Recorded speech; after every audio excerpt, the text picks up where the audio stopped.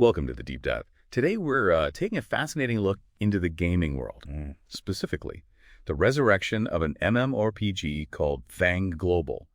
We've gone through quite a stack of stuff, expert analysis, some historical docs, community chatter, and our goal really is just to get you quickly up to speed on this pretty unique revival. Okay, so let's unpack this a bit. Picture this. A game, right?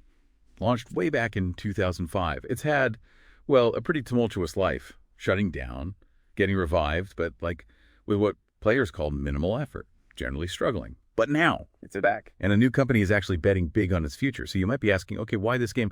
And maybe can a really old school title, actually make it today? We're going to dive right into all of that, explore what this means. So maybe let's rewind slightly just to get the history straight. Thang Global. Well, it started as Thang Online, 2005. Developers were Ubiport and Comprozard, but then pretty abruptly it shut down in 2009. Gone. Just like that. But the interesting part is the memory kind of lives on with its dedicated players. Right. Then there was that first revival attempt, 2011, Jaca Entertainment. Yeah, and according to the players, it really was just minimal effort. It didn't fix the core problems like, the outdated graphics. And that missing quest system, which was a huge gap. A massive gap, so it didn't really stick. But what's fascinating, like I said, is that despite all that, this core group of players, they never really gave up on it. They believed there was something special there. Which brings us up to 2024. Flintstone game company FGC, they're based in Brazil, they started a serious revitalization project. A serious one this time. Seems like it. By January 2025, they had an exclusive distribution contract signed. So this isn't just another, private server run out of someone's basement. Okay, so it's official, legitimate. Exactly. It signals a real long-term commitment. Very different from before, and they rebranded it Thang Global. Okay, and here's where I think it gets really interesting. This game. It's not trying to be the next big AAA flashy thing. Not at all. Its whole appeal is rooted in those old school mechanics. That's Right. the strategy. It's a bold move, isn't it, in today's market? Definitely. Think action-oriented combat, Yeah. real skill involved. And it has that unique hand transformation system for adjusting your stats in real time. And the item refinement, that's super complex. Oh, yeah. Like getting a super combo. It's not random. You need specific, highly refined items. Like Golden Feather of Hawk +2. Golden Cuspid of Booyah +2. And Golden Seed of Yen +2. Yeah. All +2, just to get this 28% attack defense bonus. It's all about that grind, that dedication, that feeling of achievement. But that brings up a really important question, right? How do you take a game that's super grind heavy, pretty niche, and crucially didn't even have a proper quest system? How do you bring that to a wider, maybe newer audience today? Yeah, how do you make it approachable without losing its soul? Well, FGC is tackling that head on. They're actually developing a brand new questing system. Oh, wow. Okay. Yeah, it's a major strategic shift for them. The goal is clear. Lower that barrier to entry. Make it easier for new players to get into the game and, understand what to do. Without just being thrown in the deep end like before. Exactly. Trying to add some structure. And they're not stopping at just gameplay tweaks either. The tech side is getting a major facelift. Which it desperately needed, let's be honest. For sure. They're building a totally new game client. Right. And upgrading the engine to OpenGL 4.6. Now, that OpenGL upgrade, that's significant. It means potentially much better performance, better compatibility with modern hardware, maybe even graphical improvements down the line. Right. And you mentioned they got that code signing certificate too. Yes. And that's actually a bigger deal than it sounds. Why is that? Well, it's basically essential for launching on major platforms like Steam.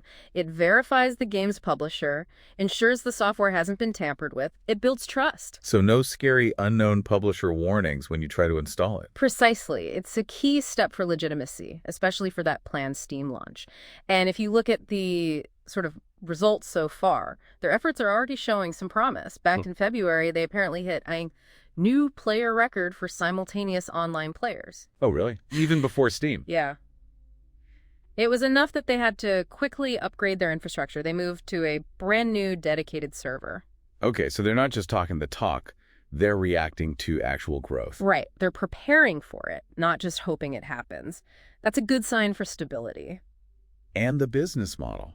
How are they planning to, pay for all this? It's a freemium model. Pretty standard stuff. Free to play with optional purchases. Exactly. But the key thing seems to be the focus. It looks like it's more on quality of life benefits, not leaning into pay to win, which can really kill the vibe for these kinds of games. Right. So, like, what does premium membership get you? Well, the example given is 10,000 loon. That's the in-game currency, presumably monthly, and like a 10% XP bonus. Okay, so it helps you progress a bit faster, makes things maybe a little smoother, but doesn't give you God mode items. That seems to be the idea. Yeah. Enhance the experience, don't unbalance the core gameplay. It's a careful line to walk. Especially with a returning community that values fairness, probably. Yeah. Definitely. It shows maybe an awareness that aggressive monetization could backfire badly here, but, the community itself, it's not all sunshine and rainbows. There's hope, sure, but also skepticism. Understandable, given the history. Totally. So you have,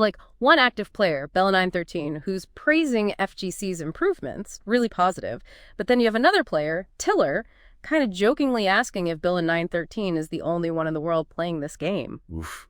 Yeah, that kind of highlights the challenge, doesn't it? It really does. It perfectly captures that uphill battle. How do you convince people this time is different after years of, neglect? So what's the big goal number, then, for players? FGC's stated goal is to grow from their current base, which seems to be around, say, 100 to 150 active players. Okay, pretty small. Yeah, very niche right now. They want to hit 1,000 players. And Steam is the key to that. That seems to be the plan. That Steam launch is positioned as the crucial moment for growth. So, okay, let's pull this all together. What does this whole FGC gamble with Thang Global mean for you? Maybe listening because you're interested in these kinds of hidden gems, these comeback stories. It looks like Flintstone Game Company is making a really serious attempt here. They're investing actual resources, technically, future-wise, for addressing old problems. But they're also trying hard, it seems, to keep that original old-school magic that the loyal players love. It's a balancing act.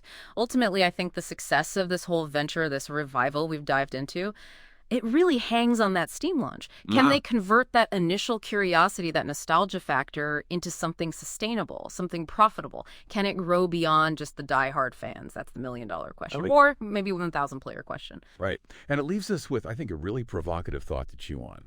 Can the unique appeal of these grind-heavy, old-school MMORPG mechanics, even with a modern coat of paint, new quests, truly capture and hold a new generation of players? Or will Thang Global, despite FGC's best efforts, ultimately remain a beloved but niche delight mainly for those who remember its first life?